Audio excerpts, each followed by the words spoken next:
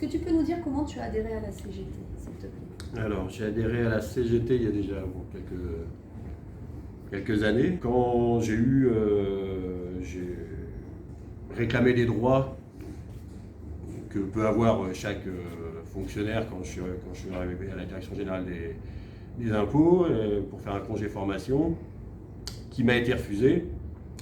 Donc, comme je discutais quand même avec une organisation syndicale, notamment la CGT, j'étais sur Paris, et je leur ai demandé s'ils pouvaient me soutenir dans ma demande pour obtenir gain de cause et que je puisse faire valoir mes droits. Ils m'ont défendu, et suite à ça, je me suis investi petit à petit dans le syndicat, et j'ai adhéré, fait participer à la CE. Et après, voilà. Et après, tu as pris des responsabilités. Comment ça se passe? Moi, c'est venu petit à petit. Donc, sur Paris, j'ai intégré donc la commission exécutive départementale de la section parisienne. Puis, au bout de quelques années sur Paris, j'ai été élu en CAP, fait de la formation syndicale. Et puis, petit à petit, on s'intègre un peu plus dans le syndicat. Et après, je suis parti vivre en Normandie, et en Normandie, la section périclitait un petit peu.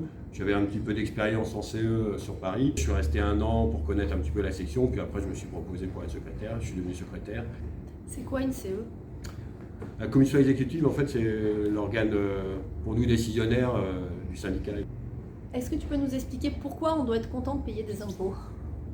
Ça peut correspondre un petit peu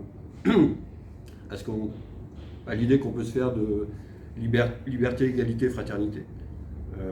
Je crois qu'on a la liberté dans notre pays de pouvoir se déplacer, de suivre des études, se faire soigner, beaucoup de choses.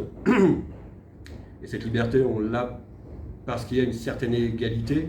Et cette égalité, elle est due principalement à une répartition, peut-être pas comme on le souhaiterait exactement au niveau de la CGT, mais elle permet en fait de chacun de contribuer justement à cette liberté que chacun peut avoir. L'égalité des droits, elle est due à la fraternité que, pour ma part, je mettrais sur le fait que on a une certaine répartition des richesses et qui permet aux gens qui ont les plus grosses capacités de permettre à l'ensemble de la population de suivre des études, de se déplacer, de se faire soigner, d'avoir des égalités de droits et une certaine liberté.